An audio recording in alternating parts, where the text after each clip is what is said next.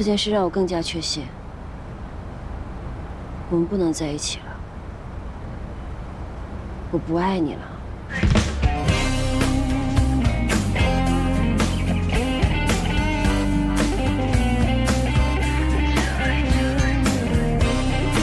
就因为那个赵静，就因为那个赵静要跟我分开，你让我怎么接受？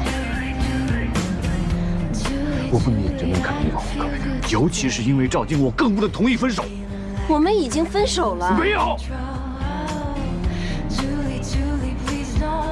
如果你真的为我着想的话，在我提出分手的时候，你就不应该选择无视。你的理由是你没有办法接受，永远都是你。我什么时候开心，什么时候难过，你管过吗？你在乎过吗？我不是已经努力在改变了吗？我不是努力在弥补我们之间的。那你为什么现在才开始努力？